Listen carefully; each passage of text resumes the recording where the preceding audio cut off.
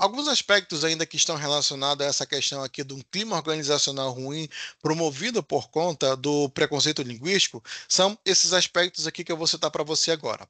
A comunicação ineficaz, ela pode acontecer, né, principalmente porque quando há preconceito em relação a determinados sotaques, dialetos ou também formas de falar, os indivíduos podem se sentir inibidos ou desencorajados também a se comunicar livremente.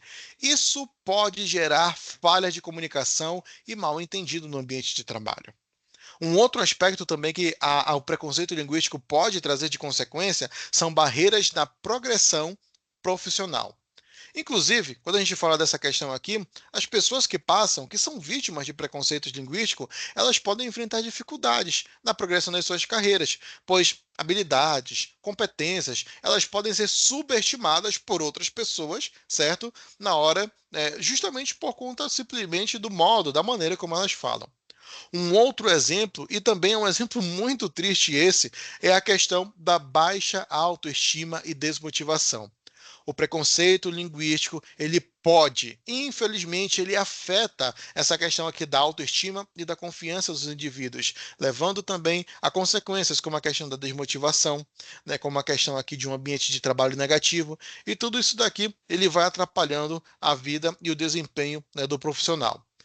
Nós também temos aqui a questão do clima organizacional hostil, né? Vocês sabem que pessoas que infelizmente passam por qualquer tipo de preconceito, que são vítimas de qualquer tipo de preconceito, elas meio que ficam aquilo que nós chamamos de pessoas armadas, ou seja, eu não posso vir conversar com ela que ela já está achando que de alguma maneira ela está sendo atacada. E aí ela responde grosseiramente. E isso é instintivo, não é porque a pessoa é ruim, mas é porque já passou por tantas situações vejatórias, por tanto tipo de preconceito, que a pessoa já está armada todo o tempo, já está achando que pode, né, sofrer novamente algum tipo de zoação, ser algum tipo de diminuída, né, ser diminuída no ambiente de trabalho ou nos outros locais em que possa estar inserida, e aí, né, termina criando esse clima organizacional hostil. E também nós temos um outro fator que é muito importante, né, que é a questão da exclusão e do isolamento. Você acha que uma pessoa que fica sendo zoada, que fica sendo caçoada no trabalho, ou seja lá onde for, ela vai querer estar perto de outras pessoas? Todo tempo ela vai estar achando que as pessoas vão estar querendo diminuir, minimizar, ridicularizar ela por conta do sotaque, né? E aí eu trago novamente o exemplo que eu trouxe da Juliette agora há pouco para vocês, né? Ela conseguiu dar a volta por cima, né? Foi a vencedora do programa, né? Quando saiu do programa não permitiu, continuou sendo quem ela era, né? Falando do jeitinho caricato dela e tudo bem, né? Nós vimos ali uma pessoa que conseguiu sair sem nenhum problema. Mas, infelizmente, existem pessoas que não conseguem ter aqui o mesmo desempenho, não conseguem ter aqui a mesma facilidade de ir tocando e vivendo a vida normalmente. E isso causa, né, a exclusão e isolamento. Gente, para que nós possamos promover um ambiente de trabalho inclusivo e respeitoso, é extremamente fundamental combater qualquer tipo de preconceito. Qualquer um deles, inclusive o preconceito linguístico, para que, por meio de programas de conscientização, treinamento, políticas que incentivem a questão da diversidade cultural, né, linguística cultural, olha aí a diversidade de novo, né, a valorização da diversidade de forma de expressão e comunicação, para justamente que aquela empresa consiga enriquecer o seu ambiente de trabalho, promovendo aqui a colaboração e o desenvolvimento. Já falei para vocês em algumas oportunidades e eu quero reforçar essa informação aqui para vocês, né, que pessoas com o mesmo pensamento dificilmente conseguem fazer com que a criatividade ela seja praticada. Mas o pensamento criativo ele surge do ponto de vista de pessoas diferentes, de pessoas que pensam diferentes, que têm experiências diferentes, que conseguem enriquecer a cultura da empresa. Para finalizar esse nosso encontro, eu quero deixar um recado muito importante para vocês aqui.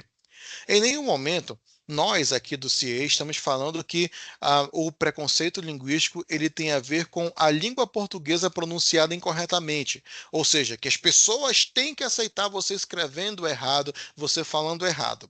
É por isso e é para isso que existe o estudo da língua portuguesa, que existe o estudo da gramática, que existe o estudo da leitura, que existe a prática da escrita, que existe a prática da leitura.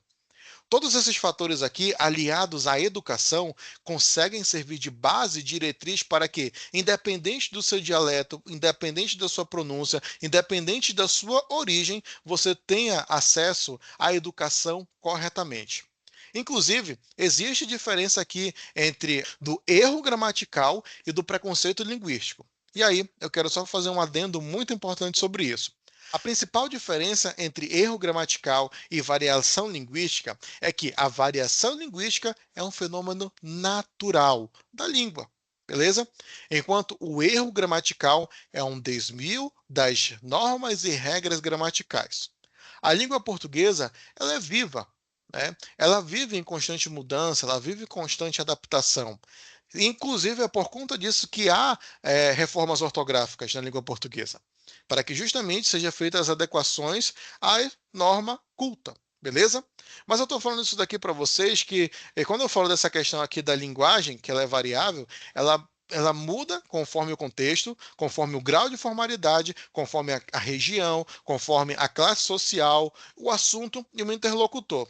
Inclusive, existem vários tipos de variação linguística, como as variações linguísticas geográficas, as históricas, as sociais e também as de formal e informal. Já no contexto do erro gramatical, beleza? Agora eu vou falar um pouquinho sobre o erro gramatical. Como eu falei para vocês, existe uma regra, existe uma norma que faz todo o norteamento da língua portuguesa. A norma da língua portuguesa é regida pela gramática normativa, que justamente estabelece todas as regras de como o português deve ser falado e escrito. A gramática normativa também é conhecida como norma culta e é considerada a expressão correta da língua portuguesa. Beleza? E novamente, só para fechar esse parênteses aqui. Independente do teu sotaque, independente da forma, da gíria, da tua origem cultural, né, da região do país onde você está, beleza? A norma gramatical, a norma culta, como é conhecida, né, ela vai se aplicar a todos os estados da nossa região. Beleza? E por que eu estou falando isso aqui para você? Porque independente do teu vocabulário, da tua gíria, do teu dialeto, existe uma base para que justamente possa fazer o norteamento. E não estou falando aqui para você que a base, por exemplo, de Santa Catarina é a mais correta do que a base da norma culta da língua portuguesa pronunciada no Amazonas. Ou que a base da norma culta, que é pronunciada no estado de São Paulo, é mais correto do que é o pronunciado no Acre. Vocês estão entendendo? É justamente para te dizer que existe uma única norma culta, tá bom? E ela se sobressai aqui à variação linguística. Agora, quando eu falo da variação linguística, eu já estou falando justamente de todas essas questões relacionadas à questão da história, da origem étnica, da questão aqui dos costumes e tradições, e bem como a região onde você está do nosso país. Beleza? Então, é muito importante a gente falar essa diferença para você. Que em nenhum momento nós estamos incentivando você a falar errado. Estamos incentivando você a escrever errado. Não, pelo contrário. Nós aqui estamos para te incentivar a escrever corretamente, a ler, né, corretamente, a fazer a prática da leitura e da escrita para que você consiga melhorar o seu vocabulário, ter a pronúncia correta, porque isso faz a diferença no teu ambiente de trabalho. É muito importante você se lembrar que no ambiente de trabalho eu tenho aqui a questão da linguagem formal. Eu preciso seguir a norma culta para que eu consiga me comunicar no ambiente de trabalho. No ambiente de trabalho, eu devo evitar qualquer tipo de expressão como gírias, né, como vocabulários aleatórios. Eu preciso ter a máxima formalidade para que eu possa tratar. Lembra, é a minha imagem que está sendo vendida como profissional. E a questão de como eu pronuncio, de como eu me comporto no ambiente de trabalho, ele faz toda a diferença.